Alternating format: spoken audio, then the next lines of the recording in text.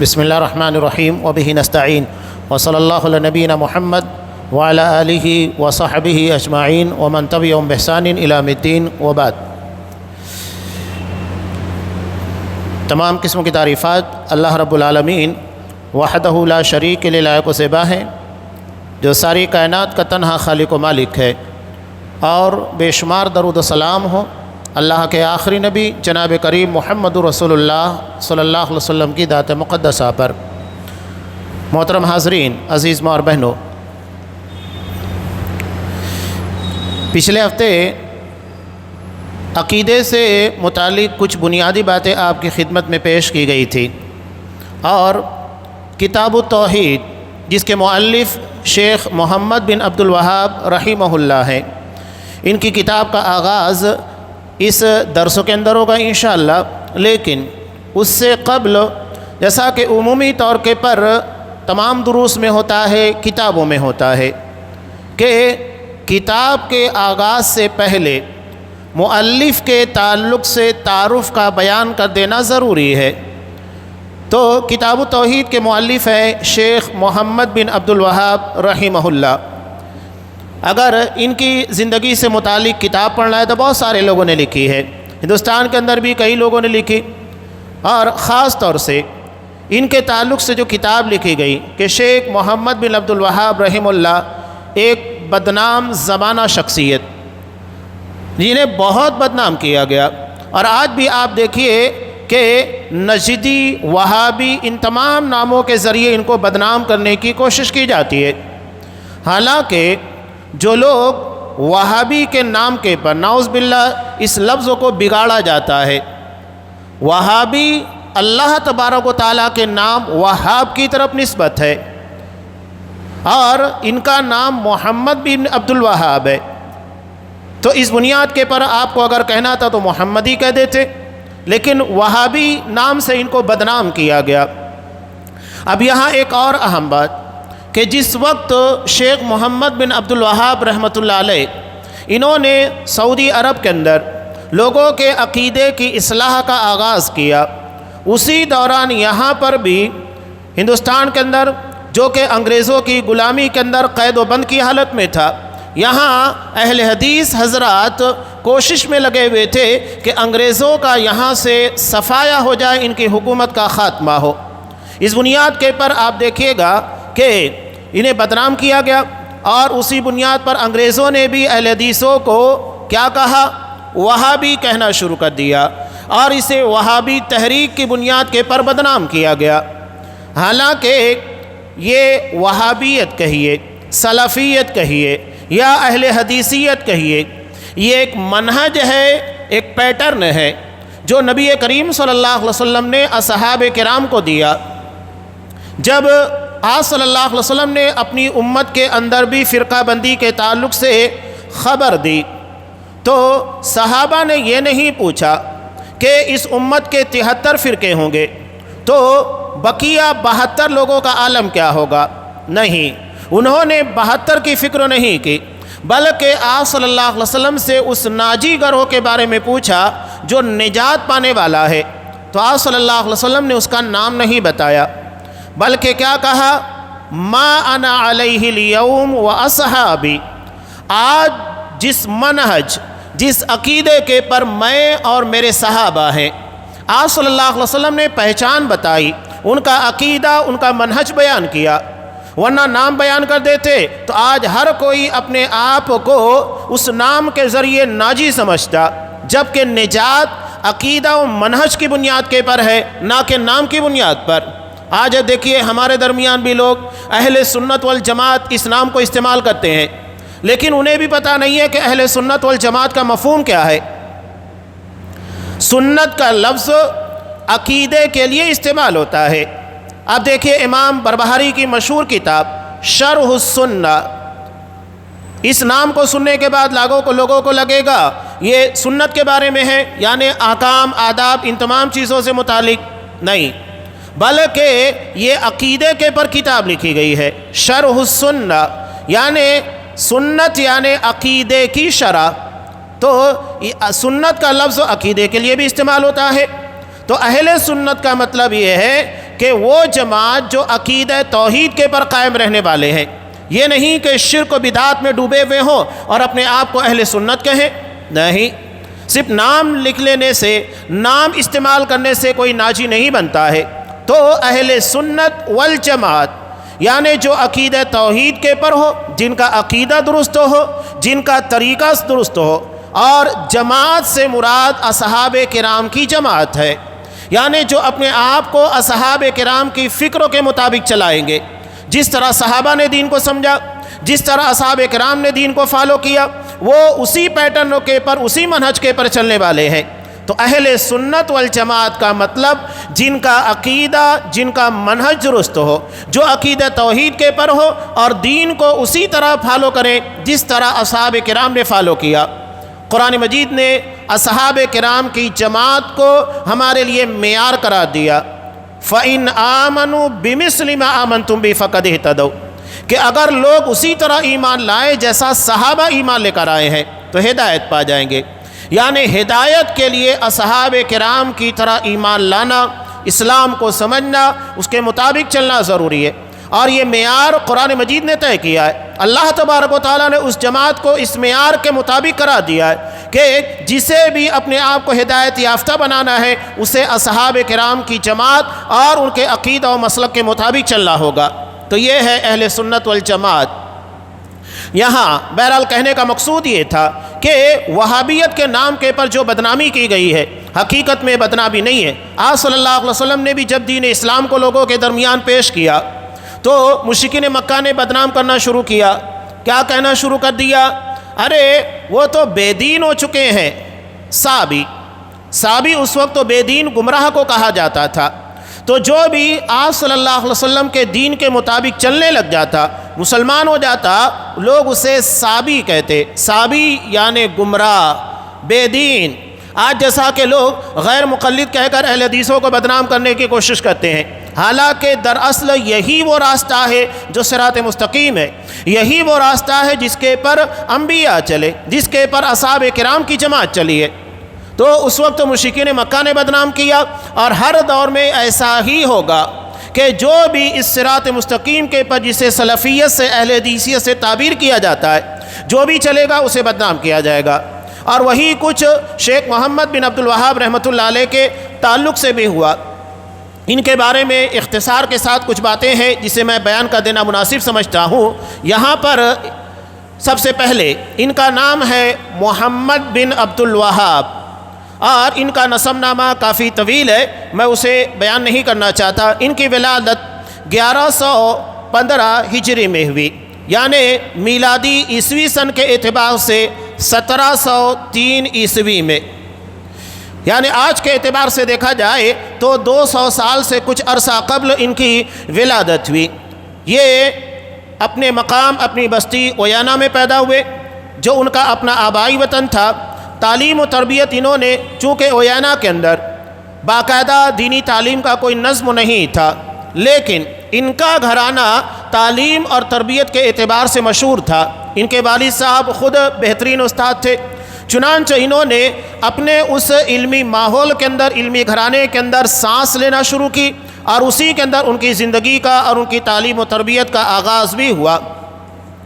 اب شیخ کو مزید علم حاصل کرنے کے لیے باہر جانے کی ضرورت پیش آئی، اس لیے کہ وہاں اجلہ اساتذہ نہیں تھے، بڑے بڑے اساتذہ جو انہیں بخاری پڑھنا ہے، بڑی بڑی کتابوں کو پڑھنا ہے، تو اس کے لیے اویانا کے اندر نظم نہیں تھا۔ ابتدائی تعلیم کا نظم تھا، لیکن مشہور اور بڑی بڑی کتابوں کے پڑھانے کے لیے وہاں نظم نہیں تھا۔ چنانچہ انہوں نے کئی علاقوں کا سفر کیا۔ یہاں سے جب یہ نکلے، جو انہوں نے حجاز، مکہ اور مدینہ دونوں کو کہا جاتا ہے، تہامہ، بصرہ، زبیر، احسا، ان تمام علاقوں کے اندر انہوں نے علم دین کو حاصل کرنے کے لیے سفر کیا۔ یہ ہمارے اسلاف کا طریقہ ہے کہ علم کے حصول کے لیے جہاں انہیں ملتا برابر وہاں جایا کرتے تھے، اور یہی ان کی علمی پختگی کی دلیل ہوتی ہے کہ بندہ اگر علم کے لیے سفر نہیں کرے گا، بڑے بڑے اساتذہ سے علم حاصل نہیں کرے گا، تو اس کے علم کے اندر وہ چیزیں نہیں آ پائے گی جو ہونا چاہیے۔ اصحاب کرام نے اللہ کے رسول صلی اللہ علیہ وسلم سے علم حاصل کیا، اس کے بعد صحابہ کی جماعت سے تابعین نے، تابعین کی جماعت سے تبع تابعین نے، یہ سلسلہ جاری ہے کہ اساتذہ کے ذریعے علم حاصل کرنا۔ اور آج آپ دیکھیے کہ سوشل میڈیا کے دور میں آج ہمارے سامنے چاہے انجینئر محمد علی مرزا کی بات کہیے، ڈاکٹر اسرار وغیرہ، ان لوگوں کی گمراہی کی ایک بہت بڑی وجہ کیا ہے کہ ان لوگوں نے اس پیٹرن کے مطابق جیسا کہ علم حاصل کرنے کا نہج ہوتا ہے، علم حاصل نہیں کیا، یا اگر حاصل بھی کیا تو ایسے اساتذہ سے جو گمراہ تھے، تو نتیجہ کیا ہوا؟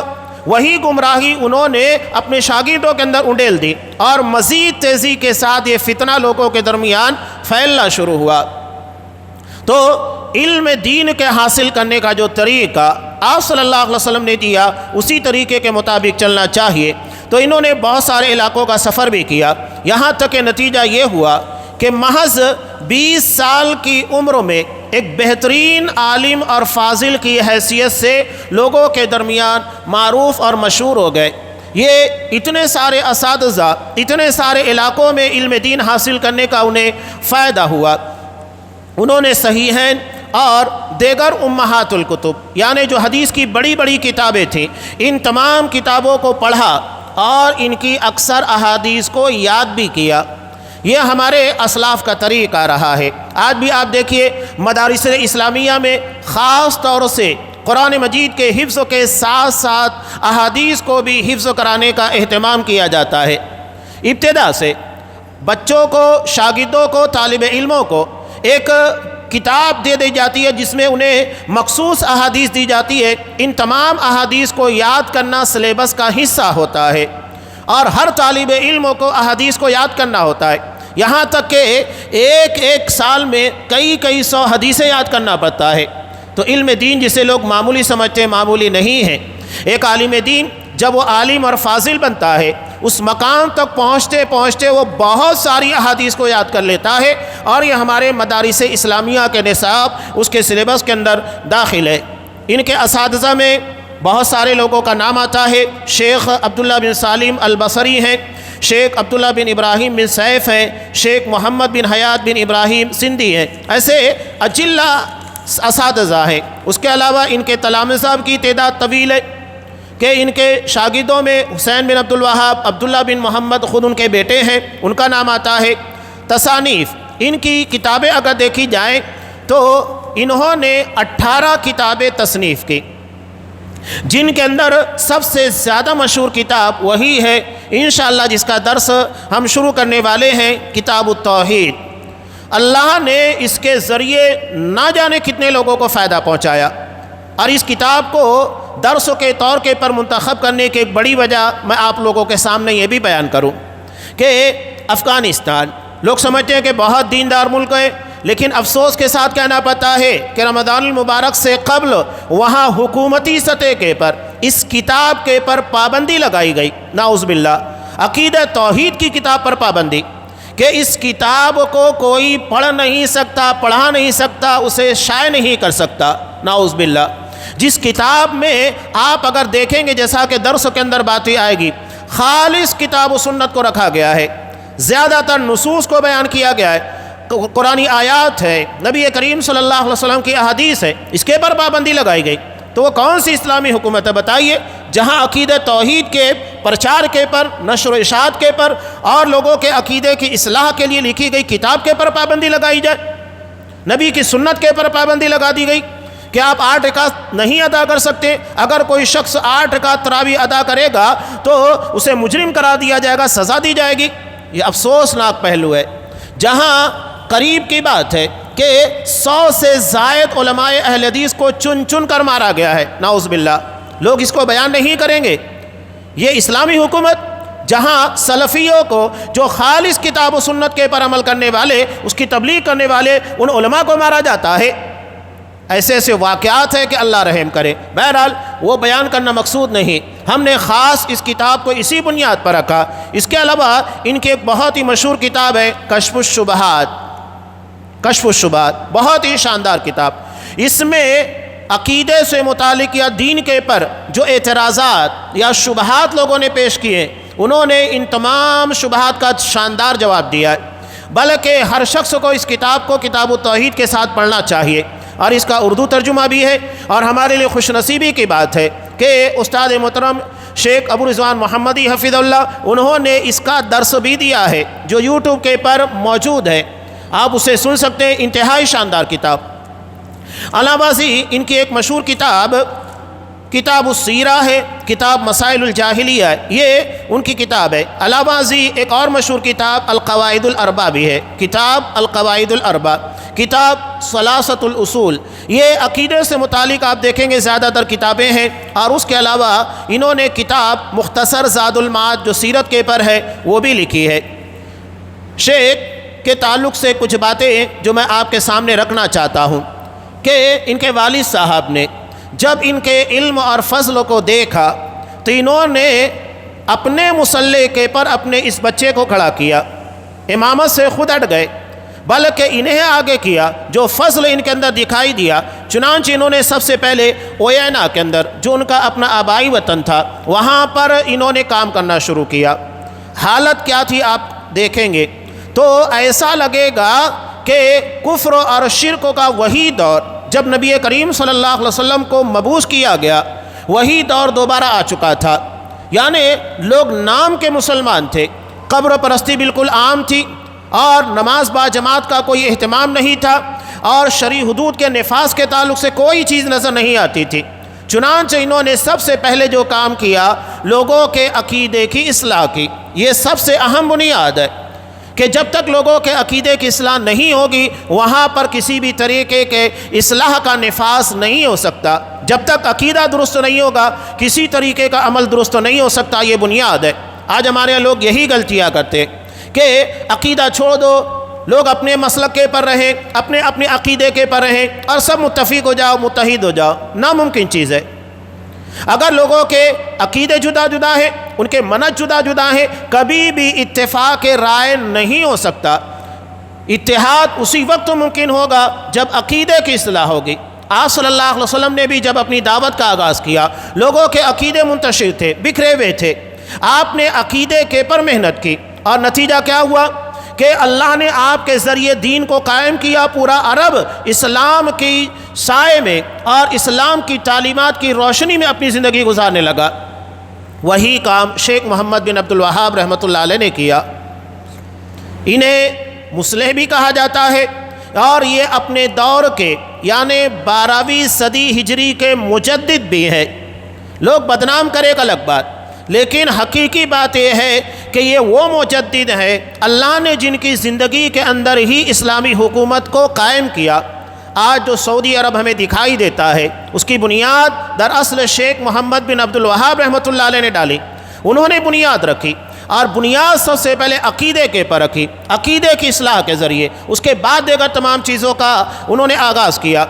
اور نتیجہ کیا ہوا؟ آج بھی لوگ وہی غلطی کرتے ہیں کہ بجائے عقیدے کی اصلاح کے دیگر امور کے پر توجہ دیتے ہیں جس سے کبھی بھی اتحاد ممکن نہیں۔ ان کے زمانے میں سعودی عرب بالکل بٹا ہوا تھا، بلکہ ایک ایک شہر کے اندر مختلف جماعتیں تھیں، کوئی اتحاد نہیں تھا، لیکن انہوں نے عقیدے کی برکت سے ان تمام لوگوں کو متحد کیا۔ اور آج آپ دیکھیے ایک بہت بڑی اسٹیٹ، ایک بہت بڑا مملکہ جو کہ توحید کی بنیاد پر ہے، اللہ نے اس کو قائم کیا، اور اللہ اس کی حفاظت بھی کرے۔ کہ آپ دیکھیے کہ پوری دنیا میں، صرف سعودی عرب کے اندر نہیں، عرب کے اندر نہیں، بلکہ پوری دنیا میں اس کے مخالفین پائے جاتے ہیں، لیکن اللہ تبارک و تعالیٰ نے توحید کی بنیاد کے پر اس کی عزت رکھی ہے، اور جب تک وہ توحید کے پر قائم رہیں گے انشاءاللہ اللہ اسے قائم رکھے گا۔ یہ توحید کی برکت ہوتی ہے، عقیدہ توحید کی بنیاد پر ہی ساری برکتیں اور دنیا کی تمام نعمتیں ملنے والی ہیں، اور اللہ نے اسی بنیاد کے پر وہ تمام چیزوں سے انہیں نوازا ہے۔ اس وقت عالم کیا تھا؟ ایسا عجیب و غریب عالم کہ اللہ رحم کرے۔ اس وقت کے جو حالات بیان کیے جاتے ہیں جب شیخ نے اپنی دعوت کا آغاز کیا، حالت یہ تھی کہ نجد، انہیں نجدی بھی کہا جاتا ہے اس لیے کہ ان کے علاقے کو نجد بھی کہا جاتا ہے، اس بنیاد کے پر انہیں شیخ محمد بن عبد الوہاب نجدی کہا جاتا ہے۔ یہ چھوٹی چھوٹی ریاستوں میں بٹا ہوا تھا، خانہ جنگی بالکل عام تھی، لوگوں کے پر فقیری مسکینی عام تھی، اور ترکوں کے زیر اہتمام مصر سے ان لوگوں کے لیے رقم آتی تھی، فنڈ آیا کرتا تھا اور مزاروں کے مجاوروں اور متولیوں میں بانٹ دیا جاتا تھا۔ یہ حالت تھی اس وقت کہ مزاروں اور قبروں کو اتنی اہمیت دے دی گئی تھی کہ لوگوں نے مسجدوں کو چھوڑ کر اسی کو اپنا سب کچھ سمجھ لیا تھا۔ لوگوں کے گزر بسر کا ایک بہت بڑا ذریعہ مزار، قبر، آستانوں کی مجددی، گداگری اور لوٹ کھسوٹ تھی۔ یہ اس وقت کے حالات تھے۔ عقیدے کے اعتبار سے عقیدہ بگڑا، سارے ماحول بگڑ گئے۔ یہ حالت دیکھ کر شیخ محمد بن عبد الوہاب رحمۃ اللہ علیہ تڑپ اٹھے، چنانچہ انہوں نے لا الہ الا اللہ محمد الرسول اللہ کی دعوت کا پرچم اٹھایا، اور ان کی دعوت کا خلاصہ ان 6 چیزوں کے پر ہے۔ سب سے پہلے انہوں نے اپنی دعوت کا آغاز اور بنیاد جس چیز کے پر رکھی وہ یہ ہے کہ عقیدہ و عمل کی بنیاد صرف قرآن و حدیث کی تعلیمات پر رکھی جائے گی۔ عقیدہ ہو، عمل ہو، کوئی بھی چیز کتاب و سنت، قرآن و حدیث سے ہی اخذ کیا جائے گا۔ یہی ان کی سلفیت اور ان کی منہجیت کا اعلیٰ ترین شاہکار ہے۔ نمبر 2، نماز، روزہ، حج اور ادارے زکوٰۃ کا التزام کیا جائے گا۔ ان تمام چیزوں کا اہتمام جو کہ اسلام کی بنیاد ہیں، پہلے عقیدہ و ایمان کا اہتمام، اس کے بعد اسلام یعنی نماز، روزے، حج و زکوٰۃ، ان تمام چیزوں کا التزام۔ نمبر 3، اللہ تعالیٰ کی تمام صفات صرف اسی کی ذات عالیہ سے وابستہ ہیں اور ان میں کسی کو شریک نہ ٹھہرایا جائے۔ اللہ کی ذات اور اس کی صفات، آج لوگ اللہ کی ذات اور صفات دونوں میں شرک کرتے ہیں، جو بہت تفصیل کے ساتھ انشاءاللہ آگے آنے والا بھی ہے۔ اللہ کی ذات میں شرک ہمارے یہاں بھی ہوتا ہے نا۔ عیسائیوں نے نعوذ باللہ حضرت عیسیٰ علیہ السلام کو اللہ کا بیٹا بنا دیا، یعنی اللہ کی ذات میں شریک ٹھہرا دیا کہ اللہ کو اولاد ہے، اس کو بیوی ہے۔ ہمارے ہاں بھی وہی عقیدہ اختیار کیا گیا چور دروازے سے۔ پہلے تو نبی کریم صلی اللہ علیہ وسلم کے تعلق سے یہ بدعقیدگی عام کی گئی کہ آپ دراصل نوری مخلوق ہے، اور آج آپ دیکھیں اس کو عام کیا جا رہا ہے، جبکہ آپ صلی اللہ علیہ وسلم بشری مخلوق ہے، آدم علیہ السلام کی نسل سے ہیں، نوری مخلوق فرشتے ہیں، اور اللہ نے فرشتوں کو انبیاء کی خدمت کے پر مامور کیا۔ آپ اللہ کے رسول صلی اللہ علیہ وسلم کو نوری مخلوق بنا کر آپ کے مقام کو بلند نہیں کر رہے ہیں، بلکہ آپ کے مقام کو نیچے لا رہے ہیں، اس لیے کہ بشر یعنی آدم علیہ السلام، انبیاء، ان کا مقام فرشتوں سے اونچا ہے۔ تو یہ ذات کے اندر اور صفات کے اندر تو بالکل عام چیز ہے۔ اس کے بعد دیکھیے کہ اللہ کے رسول صلی اللہ علیہ وسلم کو آگے بڑھایا گیا، نور من نور اللہ قرار دیا گیا، نعوذ باللہ، یعنی اللہ کے نور کا ایک حصہ، جبکہ اللہ نے اپنے بارے میں صاف کیا کہا، لم یلد ولم یولد، کہ اللہ کسی سے پیدا نہیں ہوا، یعنی اللہ کا کوئی پیدا کرنے والا باپ نہیں ہے، ولم یولد، اور نہ اللہ تبارک و تعالیٰ کے ذریعے کوئی چیز وجود میں آئی، یعنی اس کو اولاد نہیں ہے، نہ اس نے جنا اور نہ اس کو جنا گیا، یعنی نہ اللہ کو اولاد ہے اور نہ باپ ہے۔ اللہ تبارک و تعالیٰ ان تمام چیزوں سے بے نیاز ہے۔ اب اگر کوئی نبی کے بارے میں یہ عقیدہ رکھتا ہے کہ آپ نور من نور اللہ، اللہ کے وجود کے، اللہ کے نور کا حصہ ہے، اس کا مطلب کیا ہوا؟ اس کا مطلب وہی ہوا کہ نعوذ باللہ آپ اللہ کے بیٹے ہیں۔ چور دروازے سے وہی بات کہی جا رہی ہے جو عیسائیوں نے حضرت عیسیٰ علیہ السلام کے بارے میں کہا، وہی چیز یہاں پر بھی عام ہے۔ تو یہ ذات اور صفات کے اندر کا شرک ہے۔ چوتھی چیز ان کی دعوت کہ ہر چیز اللہ تعالیٰ ہی کے قبضے میں ہے، بس اللہ کے سوا کسی سے کچھ نہ مانگا جائے۔ یہاں پر دیکھیے کہ نعوذ باللہ کس کو اللہ تبارک و تعالیٰ کے علاوہ حاجت روا مشکل کشا بنا دیا گیا۔ آج بالکل عام ہے کہ کہیں شیخ عبد القادر جیلانی کے بارے میں کہ ایک عورت کے بچے کی روح کو ملک الموت قبض کر کے لے جا رہے ہیں، شکایت کی تو انہوں نے جا کر ملک الموت کو پکڑا اور اس تھیلے کو لے لیا جس کے اندر روح کو رکھا گیا تھا، اور اس کے بعد انہیں سمجھ میں نہیں آ رہا تھا کہ بچے کی روح کون سی ہے۔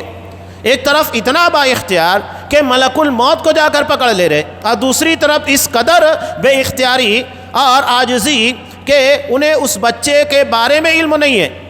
عجیب و غریب بات ہے۔ اور اس کے بعد انہوں نے دیکھا تو پورے تھیلے کے اندر جتنی روحیں تھیں سب کو آزاد کر دیا، سب زندہ ہو گئے، نعوذ باللہ۔ یہ ساری چیزیں کیا ہے؟ اللہ تبارک و تعالیٰ کے اختیارات، یعنی جو فیصلہ اللہ کر رہا ہے اس کے مقابل آپ ایک انسان کو اتنا بڑا اور پاورفل بنا رہے کہ نعوذ باللہ وہ اللہ کے فیصلے کو چیلنج کر سکے، اللہ کے فیصلے کو رد کر سکے۔ نہیں، عقیدے کے اندر ایک باب اور بھی آتا ہے، لا راد لقضائہ، اللہ کے فیصلوں کو کوئی چیلنج نہیں کر سکتا، اللہ کے فیصلے کوئی تبدیل نہیں کر سکتا۔ اس کے بعد 5ویں نمبر پر پختہ قبریں اور مقبرے نہ بنائے جائے، اس لیے کہ شرک کا آغاز یہیں سے ہوتا ہے۔ اور 6 نمبر پر عام سماجی زندگی کے اندر جو چیزیں تھیں کہ شراب، تمباکو، جوا، جادو، ریشم اور سونا نہایت سختی سے منع ہے۔ تو عقیدے کے ساتھ ساتھ عام معاملات زندگی کے پر بھی انہوں نے خصوصی توجہ دی۔ اب نتیجہ کیا ہوا کہ ان کی دعوت جب آگے بڑھنے لگی اور انہوں نے احسا اور قطیف، یہ وہاں ان کے نجد کے علاقے کے قریب کے علاقے ہیں، تو وہاں جانے کے بعد انہوں نے اوینا کے اندر اپنی دعوت کا آغاز کیا۔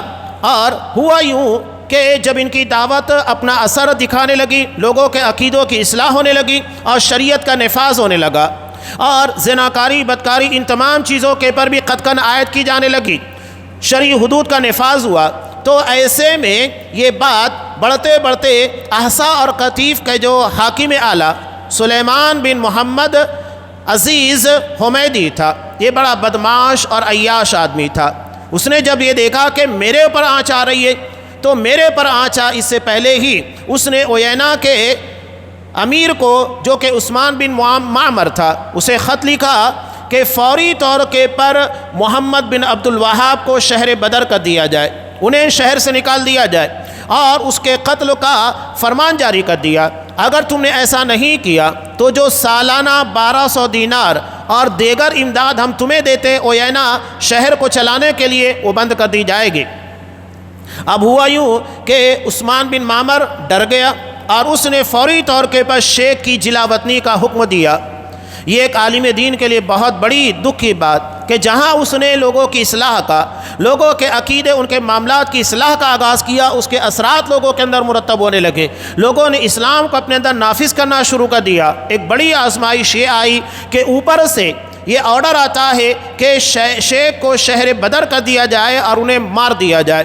بہرحال شیخ نے بڑی سکون کے ساتھ اور صبر کے ساتھ اس فیصلے کو سنا اور وہاں سے نکلے۔ ان کے ساتھ میں ایک شخص بھی تھا جو فرید طفیری تھا، گھوڑے پر ساتھ ساتھ جا رہا تھا، اور اسے اس لیے بھیجا گیا تھا کہ موقع پانے کے بعد یہ انہیں مار ڈالے۔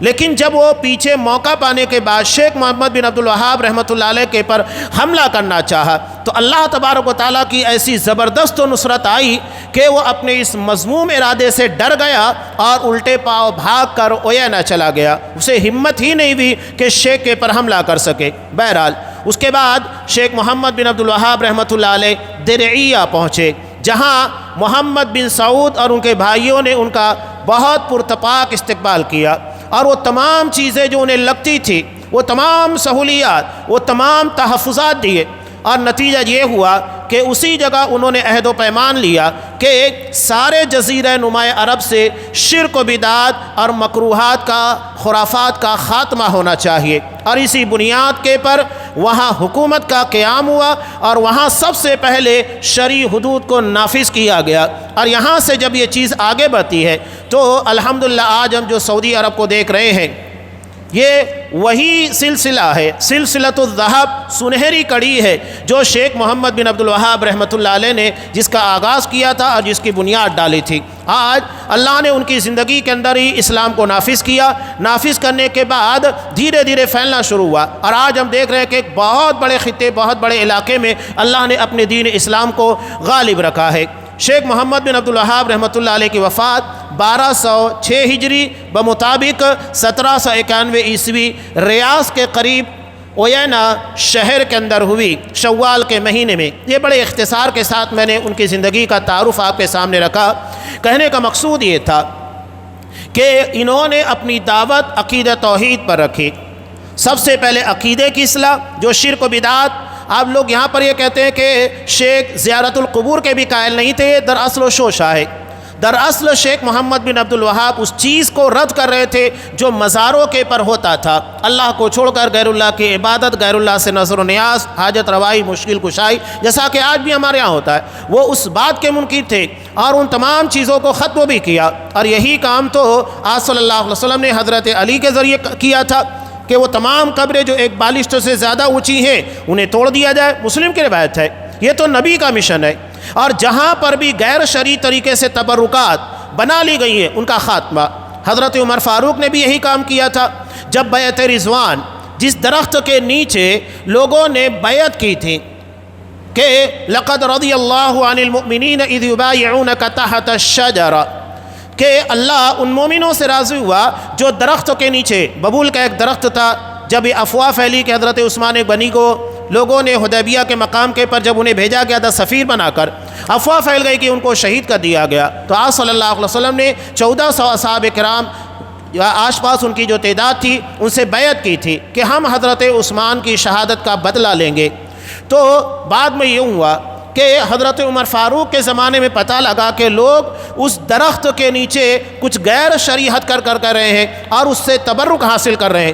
حضرت عمر فاروق نے اس درخت کو ہی کٹوا دیا تاکہ لوگوں کے درمیان کسی طریقے سے خرافات، بدعقیدگی پیدا ہونا ہو سکے۔ یہی کام شیخ محمد بن عبد الوہاب رحمۃ اللہ علیہ نے کیا، کسی طریقے سے عقیدے کے باب میں کمپرمائز کی مداہنت نہیں کی، اور وہی چیز ان کی کتاب کے اندر ہمیں نظر آتی ہے۔ انشاءاللہ آئندہ ہفتے سے باقاعدہ کتاب التوحید کا آغاز ہوگا۔ اللہ تبارک و تعالیٰ سے دعا ہے کہ ہمیں اس کتاب کو پڑھنے، سمجھنے اور اس کے پڑھنے کے بعد ہمیں اپنے عقیدوں کی اصلاح کی توفیق دے، ہر قسم کے شرک، بدعات اور خرافات سے ہماری حفاظت فرمائے اور ہمارے معاشرے کو اس سے محفوظ رکھے۔